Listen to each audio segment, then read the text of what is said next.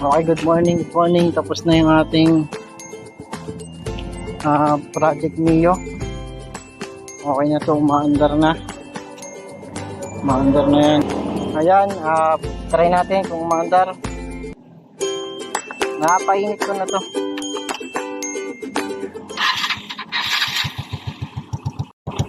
Ayan.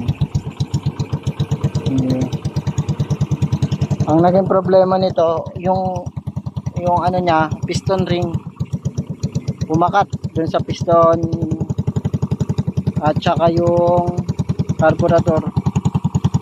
Pinalitan natin ng carburetor 24mm na piston type, tapos tiniming head at yung block at yung dun sa timing chain inayos na rin natin, kaya okay na. Ano to, parang semi-restore tong ginawa natin dito. Umaandar na, kita nyo naman. Next naman natin ay yung ito.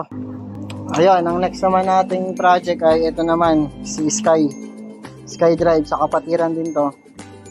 So yan, ang ayusin natin, i-restore din natin to, papaandar rin.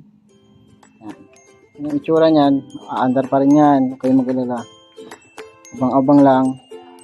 Ang naging issue nito is engine support at yung wirings. Hindi mai-wiring na maayos, hindi mapatino yung wiring. Ayusin natin yan, abang-abang lang. Yo.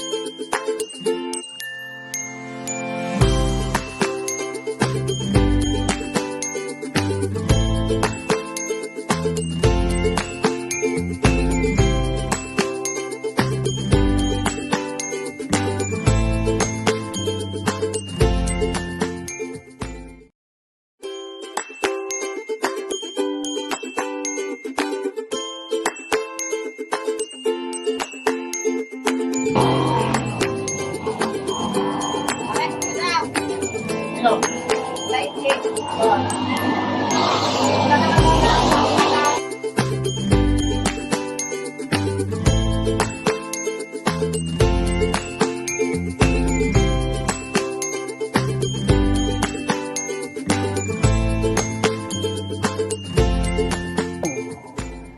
dito sa skylight na pinala sa atin na dinala natin pala, kinuha natin sa bahay ng ating kapatiran. Ayan. Ito yung mga parts. Almost, hindi ko alam pero matagal. Mga halos isang taon na natatambak. So matagal na rin. Wala pang isang taon pero matagal na buwan na. So nakailang bagyo na to dun sa tambakan kaya ganyan itsura. Yan, puro alikabok. Kinain na ng alikabok. At itong wiring yan, bago daw to. So bago matambak to, umaandar to. Ang issue talaga nito is yung engine support. Yan, mapapansin nyo. Yan o.